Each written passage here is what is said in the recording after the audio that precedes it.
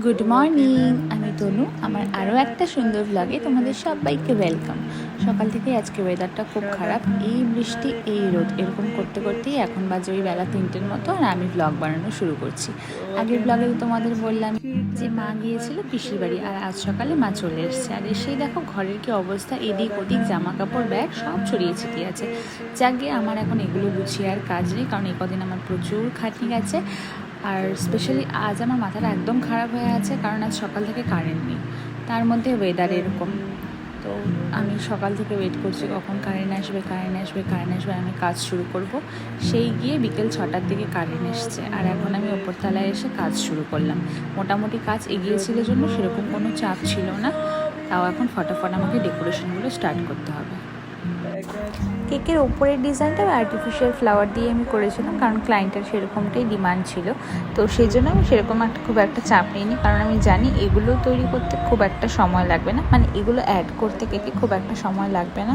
তাও ওই কারেন্ট না থাকলে আর কি অন্ধকারে কাজ করে তো শান্তি পাওয়া যায় না, এই জন্যই ওয়েট করছিলাম যে কখন কারেন্ট আসবে তারপর আর কাজ শুরু করব।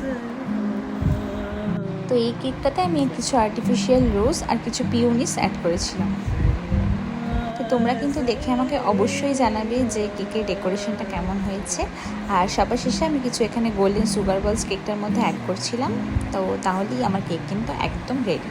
তো কেক ডেকোরেশনের পরে আমি ফটাফট কেকটাকে প্যাক করেছিলাম, কারণ ক্লায়েন্টকে আমি যেই টাইম দিয়েছিলাম সেই টাইমের মধ্যে আমি আজকে কেকটা কমপ্লিট করতে পারিনি, জাস্ট বিকজ কারেন্ট ছিল না সেই জন্য।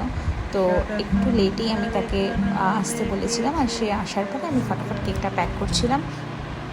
আর এদিকে মা আমাকে একটু হেল্প করছিল, মানে আমার আগামীকাল যে কেকের অর্ডারটা আছে সেটার বেসটা আমি মাকে তৈরি করতে বলছিলাম, তো মা সেটাই করছিল, আর আমি এদিকে কেকটা প্যাক করে ফেলেছিলাম। আর আজ আমি ও বাড়ি ফিরবো, মানে আমার শ্বশুর বাড়ি, কারণ আমি অনেক কদিন থেকে এখানে এসেছি, তো আজকে ফাইনালি আমি যাব। তো সেজন্য একটু বেশি তাড়াহুড়ো করছিলাম, কারণ আমি যে টাইমে যে বাসে যাই সেটা মিস করলে আবার অনেকটা লেট হয়ে যাবে, তো আবার বাসের অপেক্ষা করতে হবে, তো সেজন্যই একটু তাড়াহুড়ো করছিলাম। তো কেকটা তো এখন প্যাক হয়ে গেছে, এখন আমি কেকটা দিয়ে দিব, আর কেকটা দিয়ে দেওয়ার পরে আমার আরেকটা বেন্টো কেকের ডেকোরেশন বাকি ছিল, সেটাকে আমি কমপ্লিট করব।